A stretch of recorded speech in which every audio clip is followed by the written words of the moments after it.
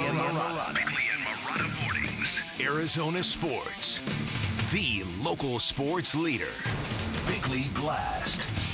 Mat Ishbia is competitive and successful and wealthy beyond imagination, but for the first time since he walked on at Michigan State, he is now the subject of doubt and skepticism. It isn't the head coach he just hired because Jordan Ott has legitimate credentials. It's the perception that comes with another Spartan on the payroll, and it's the internal memo he sent to his staff yesterday that is troubling on a lot of levels. He said in that memo that he's tried to be the traditional NBA owner and failed. He framed his first 2 years as a guy who hired experts, wrote big checks, and got out of the way. He distanced himself from the failure of the past 2 years by inserting himself even deeper in the story. Now, his vow to get even more involved in basketball operations is clearly not what fans want to hear, because we've already had that guy and we went 10 years without sniffing the playoffs.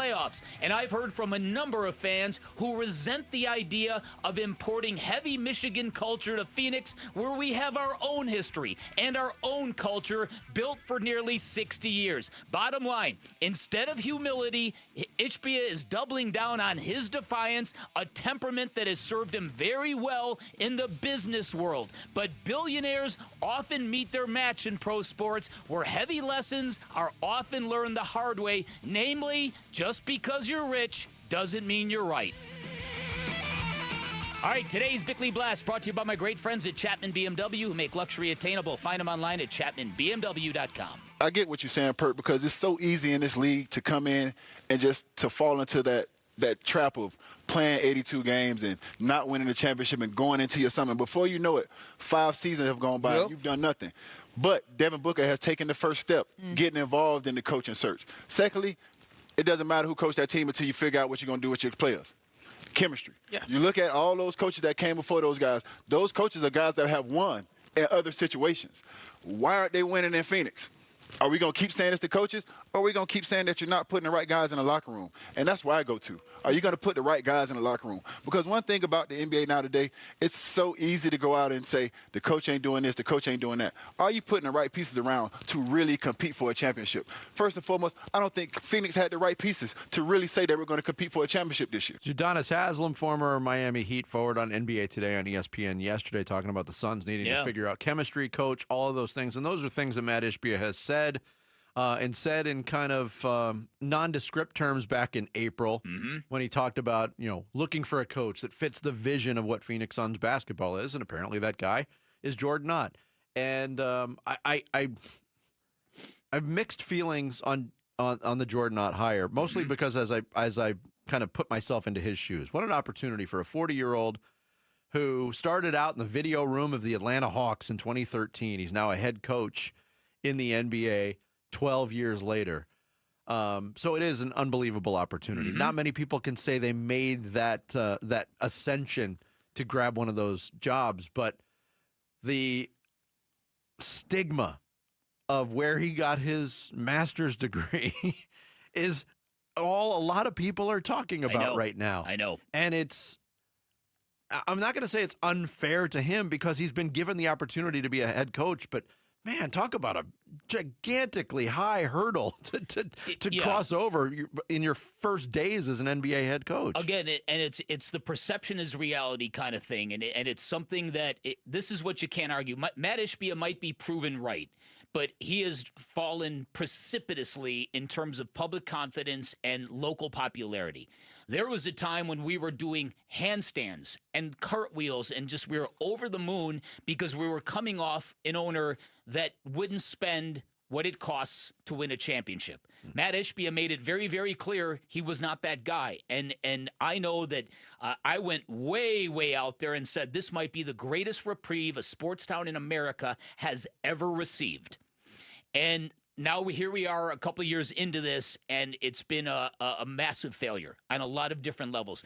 I agree with Udonis Haslem. For all the thoughts about the head coaching search and Jordan Ott and Michigan State, what matters now is building a basketball team with the right players and getting the chemistry right. This is not a function. What has happened the last 2 years is not solely a function of picking the wrong head coach. I really hope, and again, that's where I think part of the danger is, because Mat Ishbia was obviously so let down by Mike Budenholzer after the Frank Vogel experience the year before that I think that the danger is thinking that the coach is really the key master to all of it. And it's not. It's about getting the right roster and the right chemistry.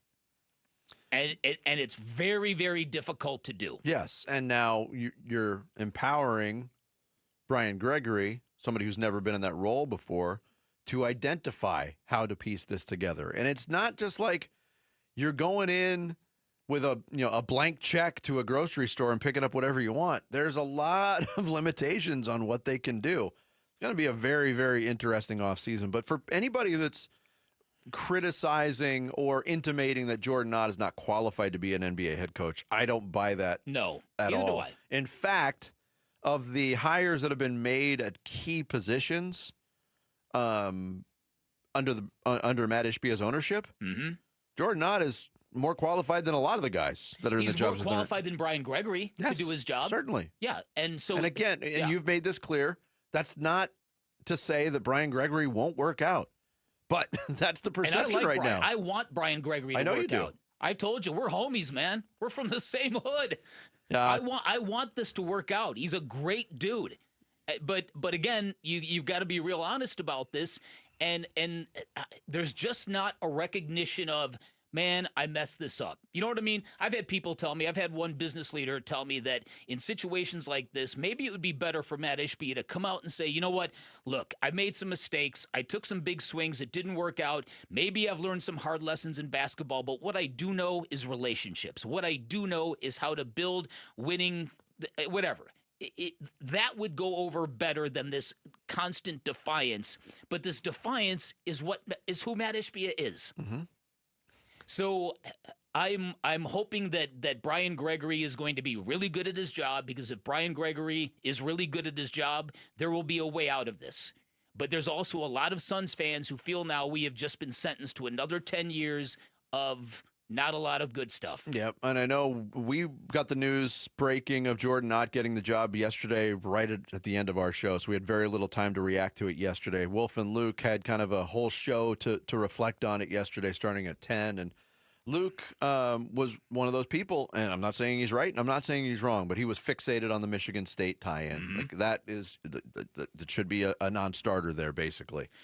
Kellen Olson, our very own Kellen Olson, went on with Wolf and Luke yesterday, and he discussed Ott and the Michigan State ties. I think the overlaying thought and the overlaying anxiety from everyone is the Michigan State tie and just how much of this was a factor. And it's not so much, I honestly don't think it's much about Michigan State anymore. And what I mean by that is the concern shouldn't be that it's Michigan State specifically.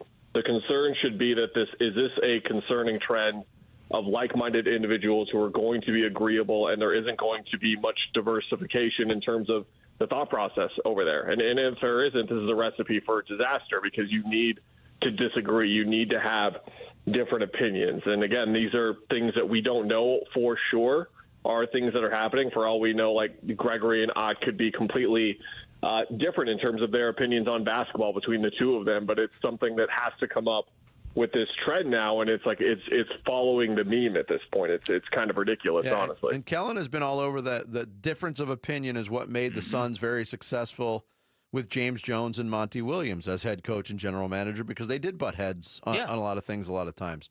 Does it lead to success? I think he's asking a very important question there. How much like-mindedness is there throughout the basketball operation right now, and how will that benefit or hurt the Suns? Yeah, and that's the whole thing. The like-mindedness is something that Mat Ishbia wants. The word is alignment.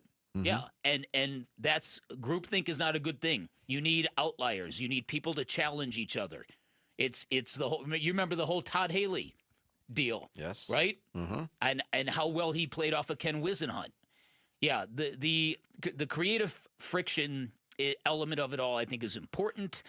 And there's going to be a lot of challenges to get up and over going forward. Thanks for watching Bickley and Marotta. Click to see the latest Bickley Blast and hit the button in the middle to subscribe to Arizona Sports.